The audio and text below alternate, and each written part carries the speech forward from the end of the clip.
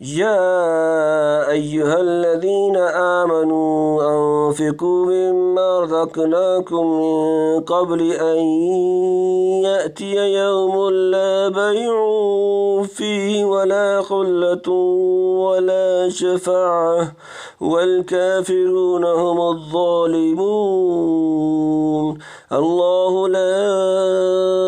إله إلا هو الحي القيوم لا تأخذه سنة ولا نوم له ما في السماوات وما في الأرض. من ذا الذي يشفع عنده إلا بإذنه يعلم ما بين أيديهم وما خلفهم ولا يحيطون بشيء من علمه إلا بما شاء وسع كرسيه السماوات والأرض ولا يؤوده حفظهما وهو العلي العظيم. لا إكراه في الدين قد تبين الرشد من الغي فمن يكفر بالطاغوت ويؤمن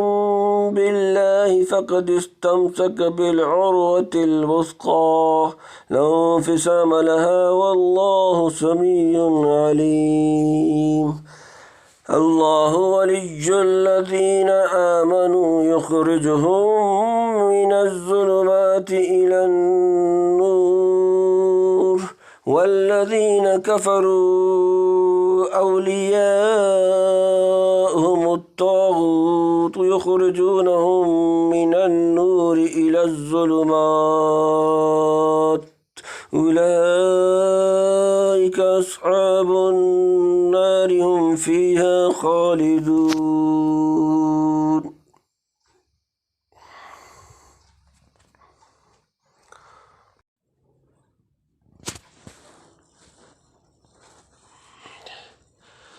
بسم الله الرحمن الرحيم. يا أيها الذين آمنوا أنفقوا مما رزقناكم من قبل أن يأتي يوم لا بيع فيه ولا خلة ولا شفاعة والكافرون هم الظالمون.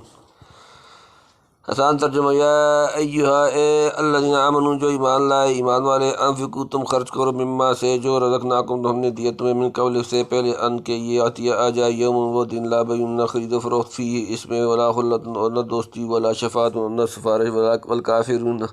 والکافرون اور کافر جمع وہی الظالمون ظالم. اے ایمان والو خرچ کرو اس میں سے جو ہم نے تم کو روزی دی پہلے اس دن کے آنے سے کہ جس میں نہ خرید و فروخت ہے اور نہ اشنائی اور نہ سفارش اور جو کافر ہیں وہی ہیں ظالم. اس صورت میں عبادات و معاملات کے متعلق کام کثیرہ بیان فرمائے جن سب کی تعمیل نفس کو ناگوار اور بھاری ہے اور تمام اعمال میں زیادہ دشوار انسان کو جان اور مال کا خرچ کرنا ہوتا ہے. اور احکام الہی اکثر جو دیکھے جاتے ہیں یا جان کے متعلق ہیں یا مال کے اور گناہ میں بندوں کو جو جان یا مال کی محبت اور رعایت بھی اکثر مبتلا کرتی ہے گویا ان دونوں کی محبت گناہوں کی جڑ اور اس سے نجات جملہ طاعت کی سہولت کا منشا ہے. اس لیے ان احکامات کو بیان فرما کر قتال اور انفاق کو بیان فرمانا مناسب ہوا. وقاتلوا فی سبیل اللہ واعلموا ان اللہ سمیع علیم اول کا بیان تھا. تو من ذا الذی یقرض اللہ قرضا حسنا فیضاعفہ لہ اضعافا کثیرا واللہ یقبض ویبسط والیہ ترجعون.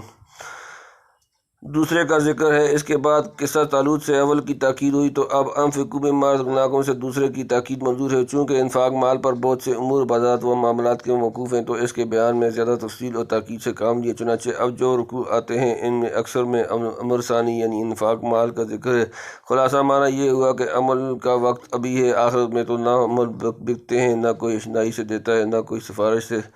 چھڑا سکتا ہے جب تک پکڑنے والا نہ چھوڑے. یعنی کفار نے آپ اپنے اوپر ظلم کیا جس کی شامت سے ایسے ہو گئے کہ آخرت میں نہ کسی کی دوستی سے ان کی نفع ہو سکے اور نہ سفارش. اللہ لا الہ الا هو الحی القیوم لا تأخذه سنة ولا نوم له ما في السماوات ما في الأرض من ذا الذي يشفع عنده إلا بإذنه يعلم ما بين أيديهم وما خلفهم ولا يحيطون بشيء من علمه إلا بما شاء وسع كرسيه السماوات والأرض ولا يؤوده حفظهما وهو العلي العظيم. آسان ترجمہ اللہ لا الہ نہیں معبود الا ہو سوائے اس کے الحی زندہ القیوم تھامنے والا. لا تاخذو نہ اسے آتی ہے سنتن اونگ ولا اور نہ نوم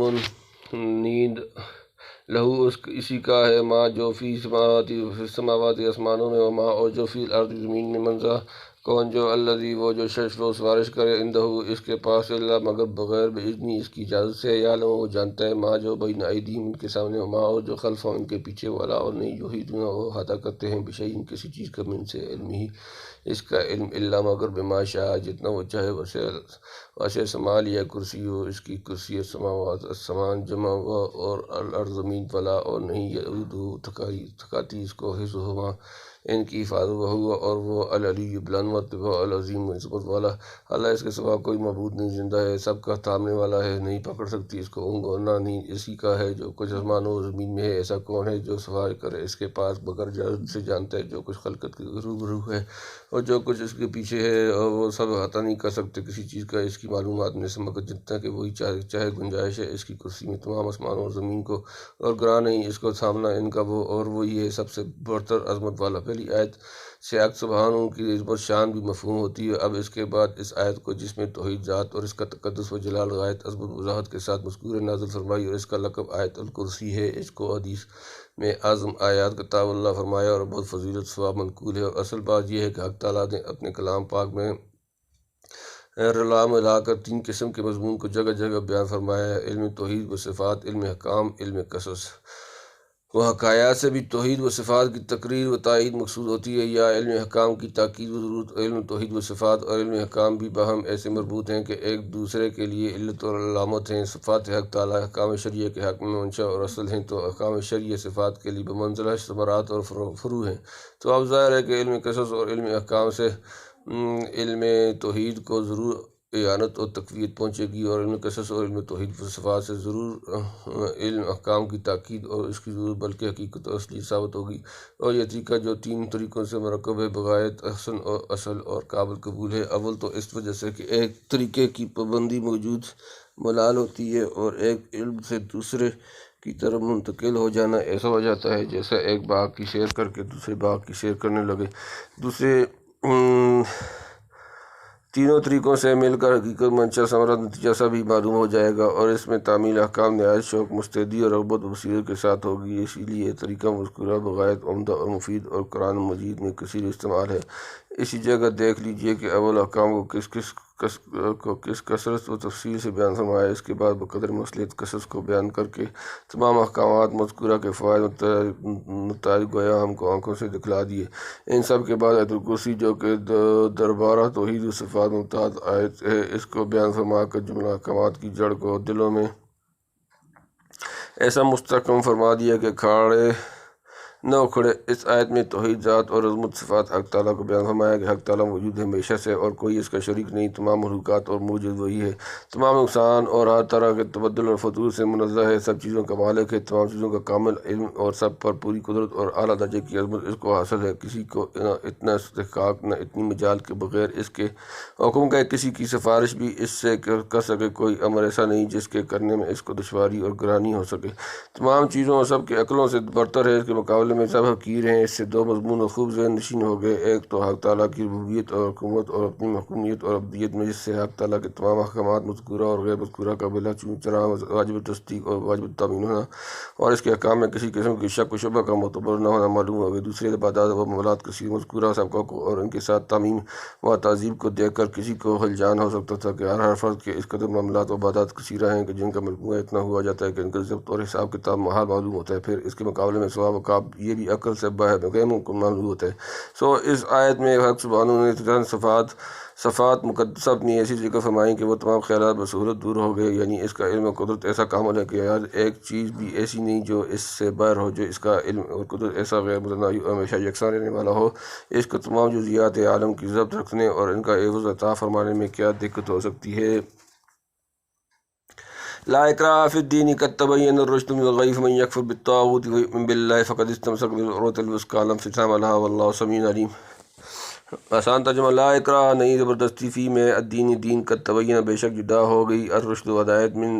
سے الغی گمراہی فمان پاس جو یکفر نہ مانے بالطاغوت گمراہ کرنے والے کو یؤمن اور ایمان لائے باللہ اللہ پر فقط پس تحقیق استمسکا اس نے تھام لیا بالعروۃ حلقہ کو الوثقی مضبوطی لا انفصام لوٹنا نہیں اللہ اس کو واللہ اور اللہ سمیع سننے والا علیم جاننے والا۔ زبردستی نہیں دین کے معاملے میں بے شک جدا ہو چکی ہے ہدایت گمراہی سے، اب جو کوئی نہ مانے گمراہ کرنے والوں کو یقین دلاوے اللہ پر تو اس نے پکڑ لیا حلقہ مضبوط جو ٹوٹنے والا نہیں، اور اللہ سب کچھ سنتا جانتا ہے۔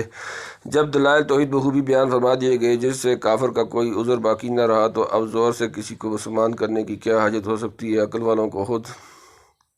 سمجھ لینا چاہیے، اور نہ شریعت کا یہ حکم ہے کہ زبردستی کسی کو مسلمان بناؤ۔ افانت تکرہ الناس حتی یکونوا مؤمنین،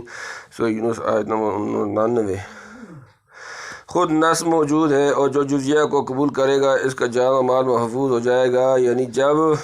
ہدایت و گمراہی میں تمیز ہو گئی تو اب جو کوئی گمراہی کو چھوڑ کر ہدایت کو منظور کرے گا تو اس نے ایسی مضبوط چیز کو پکڑ لیا جس میں ٹوٹنے چھوٹنے کا ڈر نہیں، اور حق تعالیٰ اقوال ظاہرہ کو خوب سنتا ہے اور نیت و حالت قلبی کو خوب جانتا ہے،